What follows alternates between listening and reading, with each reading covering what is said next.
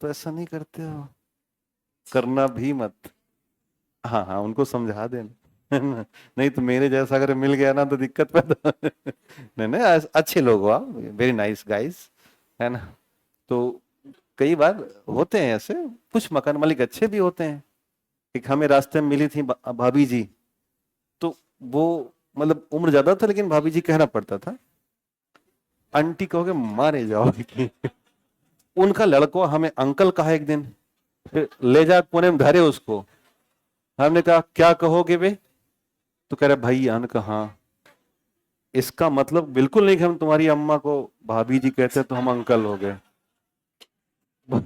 बात बात की बात है ना?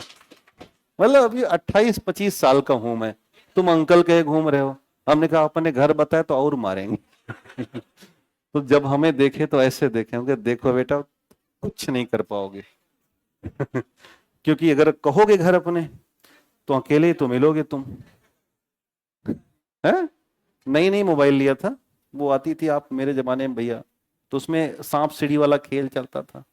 एक प्रोफेसर साहब थे, उनके यहाँ जाया जाता मैं सवाल वाल पूछने, तो उनका लड़कवा जो था, हमा मोबाइल ये ले ले। किसके लिए? गेम वाला। एक दिन उसका पकड़े यहीं पे और भाई के खींच दिए। चीची आया बहुत तेज से, चुप। और कैसे?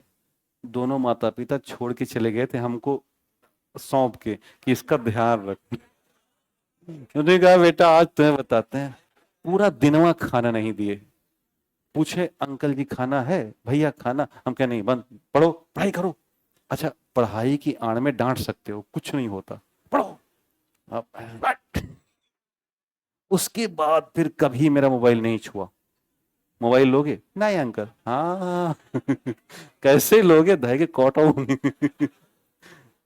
तो दोबारा पता नहीं आए होंगे तो बताया तो होगा ही, हो सकता है ना बताया हो क्योंकि कोई पूछा नहीं मुझसे। तो कौन कौन लड़के बड़े होते बदमाश हैं, उनसे आप मान मनौवत करते हो बेटा मत लो।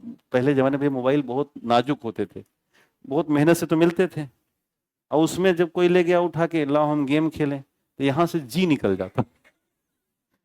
चलिए, तो लिखिएगा आयरन